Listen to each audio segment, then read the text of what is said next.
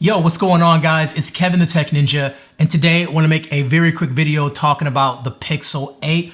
Now, typically when I use a device, I give it some time before I do a review, but let me tell you, I am really enjoying this phone to the point where it's like, yo, breaking news, let's talk about this phone right away. Now, if you don't know who I am, I'm a dude that makes technology videos, and then I talk to you in real life conversation, like we're at the barbershop or we're on the couch chilling, hanging out, talking about tech. So we're not gonna dive into specs too much unless it changes the way I'm using the phone, but for the most part, it's based off my true experience. So the Pixel 8 starts at $700 for 128 gigabytes of storage.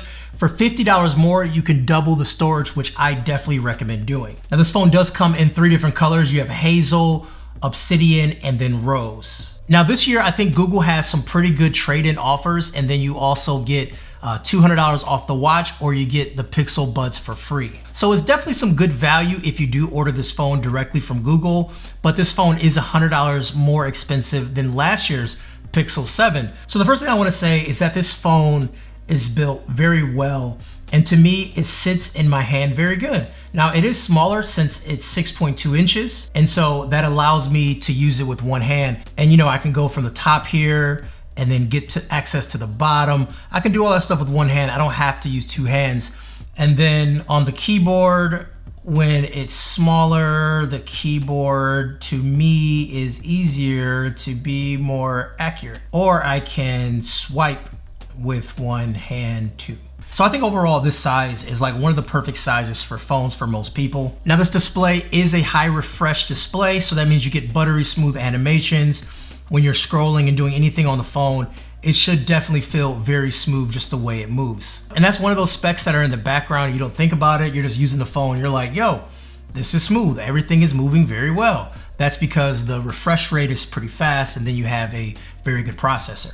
And this display is also brighter than last year's display, so seeing it in direct sunlight shouldn't be an issue. And something I love to see too is the minimum brightness. I think minimum brightness is underrated, but if you're using the phone in the middle of the night, having the brightness all the way down is extremely helpful for your eyes. Now, I definitely think this display looks great. As I mentioned, it is bright, the colors are really good, it pops. Everything about this display is very good. There's nothing I can say about this display that I have a complaint about. I think it looks very good. And so when we talk about black levels, you see right here, the border into where the image is actually black, there is no difference between that. That's what I mean by black levels. I mean, black is pure black, and I think overall this is just a solid display. Now I'm a person that creates content on my phone often, so I typically opt for a larger phone, so probably the 8 Pro for me. But for people who don't like create content and just use this to watch content, social media, text messaging, this size is very good. Now, I do recommend getting a case for this phone because the back of this phone is pretty slippery. I have noticed, like, you know, holding it, and a couple times I start to feel my fingers slip. I mean, it's definitely a slippery back. So in my full review, I will definitely tell you my case recommendations, as I do have a couple coming in right now. So on the back of the phone, this is the camera bar. This holds 2 cameras. We have a 50 megapixel wide, then we have a 12 megapixel ultra wide, then we have a selfie camera that is 10.5 megapixels. Pixels are known for the camera, and this year is no exception. And to be honest, I wouldn't say image quality is that much better, but I will say when you include the AI, that's when this camera gets very, very good. And it's extremely capable in pretty much anyone's hands thanks to the AI software built in. And don't worry, we'll talk about cameras a little bit later in the video. I did go out and take some camera samples, and you know, I got some things to talk about. The speakers on this phone, I would say, are pretty good for the price point. There's definitely some depth and definitely some lows that are missing overall, but I still think it's solid.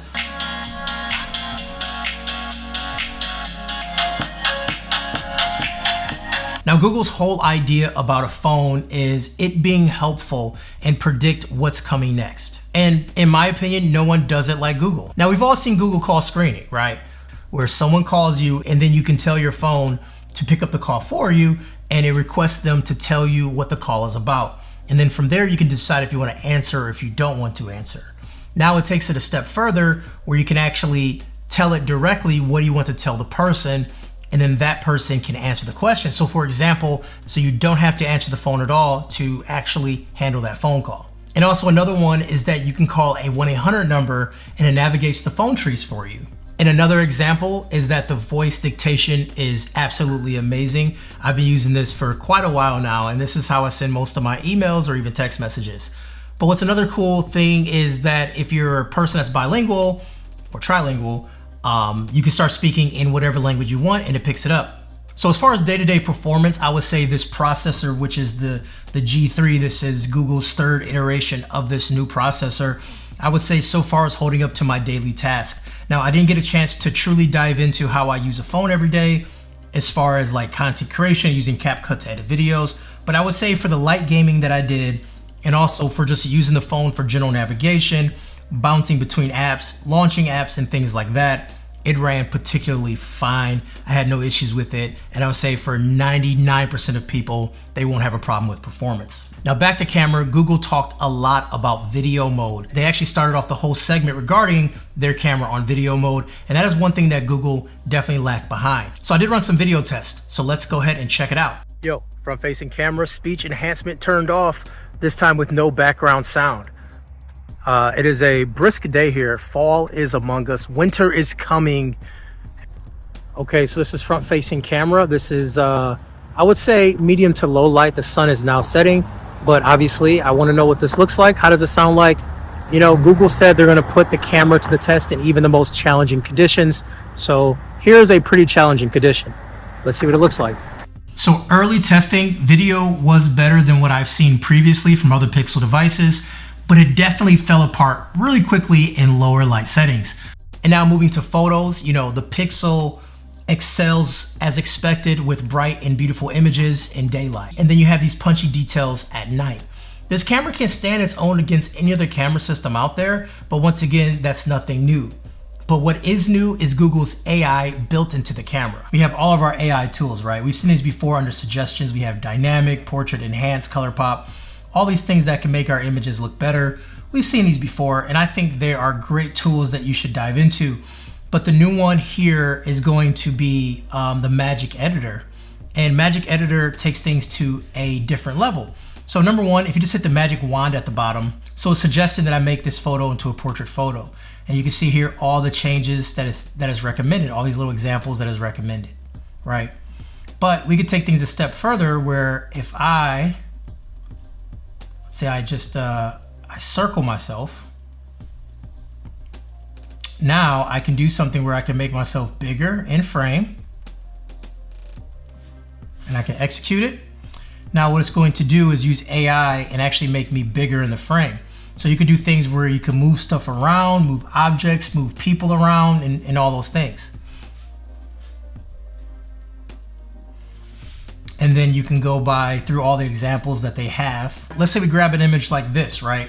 Which doesn't have a person. And so depending on the image, you get different suggestions. So now I press that, and from here I can modify the sky. I can make it golden hour, which kind of gives it a more flattering look. Look at that, like look at the sky. And so here are different examples that they're recommending for the sky in this photo. Now remember, this photo looked nothing like this at all, but this is what they're recommending. They're recommending to do this to make the sky look better. So look at that. I'm gonna go with this second option right here. I think that looks really dope. So now we have that as our image. Remember, it looked like this from before, and now it looks like this.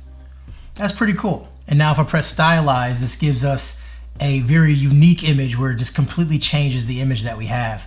So it's really doing everything different. It's like regenerating this photo. We've had Magic Eraser before, but I think with a higher megapixel camera, Magic Eraser gets even better. So this is a nighttime shot in New York. I press Magic Eraser and it's going to find the subjects I can remove out of frame. So boom, here we go. We'll go ahead and it found all these little people here, all the people, 1, 2, 3, 4, 5, 6, 7, 8, 9 people it found. And we'll go ahead and press erase all.